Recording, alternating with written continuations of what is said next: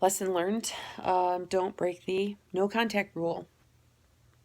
I did that today.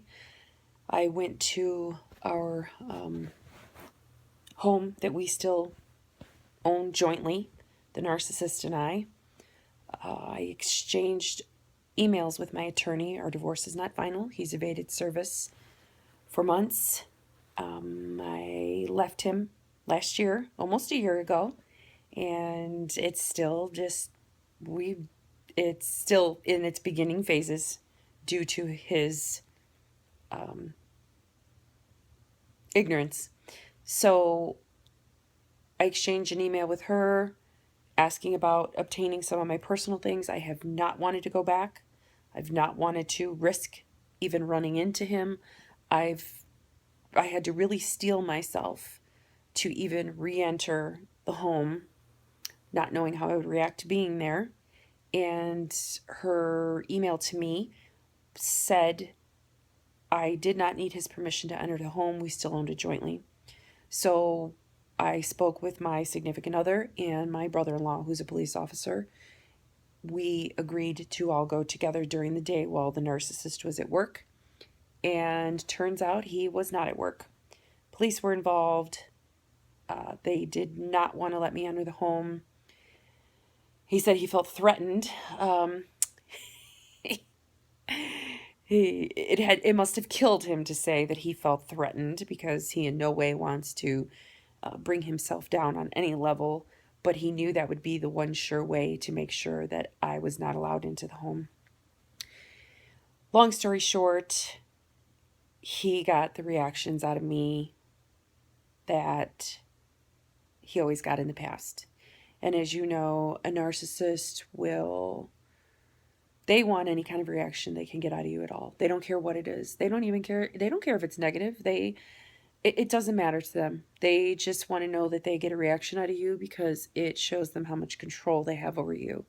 And I'm upset with myself because I showed him today that he still had control over me, because this side of me that he saw today is a side that only he ever saw. No one did that to me. No one's done it to me since.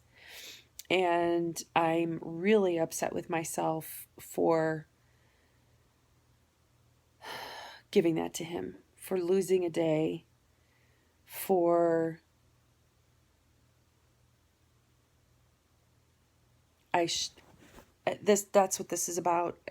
We're not supposed to blame ourselves. It's them. And I shouldn't blame myself for reacting the way I did, for getting upset, for feeling the way that I did when I saw him. I was nowhere near him. I was probably 50 yards away from him, if not more. But just knowing that he was there, lying, twisting the facts just to keep me from getting my own personal things, and it was just really bad. I've been sitting around all day since then. It happened early this morning, just licking my wounds and wishing that I hadn't let him get the best of me like that. And I saw my therapist immediately afterwards. She made time for me. She knew the situation, and she described him as a curse. So the curse is obviously not yet lifted, because today did not go well, not for me. Emotionally, it was a really huge setback. I was in a good place. I was feeling good. I had a great week. And I wasted today on him. I wasted today on someone that doesn't deserve it. I could have enjoyed today. I could have gotten so many things done. I could have been productive. I could have enjoyed the day with my significant other, with John. And none of that happened because I wasted it on him. So the lesson here is no contact. None. Don't veer away from that once you make that move. I will not have contact with him anymore. I won't go anywhere near him. Everything will change. All the legal stuff will sort itself out. That will all shake out the way it's supposed to. I will do whatever I can to avoid laying eyes on him at all.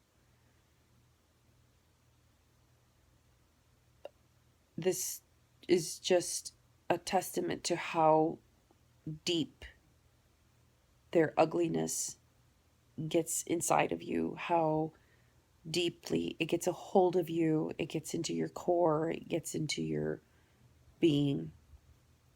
And it didn't take much to bring me back to that and to enrage me and to upset me and to have me crying and just completely coming unglued and leaving there thinking I didn't come here.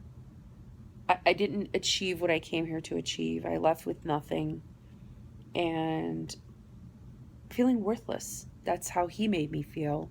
So all of those feelings surfaced again, and it's just not worth it. It's not worth it. No contact, period. I'm going to set up a link to a page that I've made. I really hope that you like it. Post comments there, whatever you like. We have to keep talking about this. We have to keep the conversation going. Any questions you have for me, anything you want me to speak about. Somebody mentioned that I was courageous to make these videos and to share my stories. I don't know about courageous. I just need an outlet to deal with what I'm dealing with.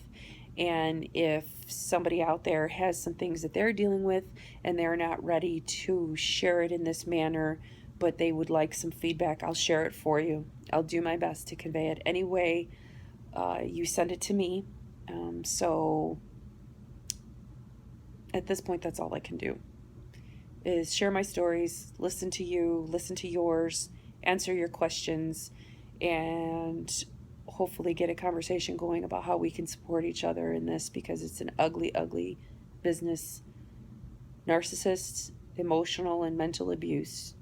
It is an ugly, ugly business, and I think a lot of people just sort of brush it off. The police today, I didn't bring any of that up, but I told them that he was abusive. I told them that was why he left, and they don't listen to that. I mean, if I had said he beat me, if I had said he broke my arm, or that might have struck a chord with them, that might have said, oh boy, you know, we were working with a real piece of work here. But all I said was that he was abusive. So they were just like, nah, well, you haven't been here in so long. What do you care? You know, this is his house now. They really showed a lot of disregard for my feelings, for my rights. They just didn't want to hear any of it. And that's kind of how it is with emotional abuse. People don't want to hear it. They think, get over it. The overall consensus is get over it. So we need to talk about this. We need to help each other out. We need to talk and listen and share.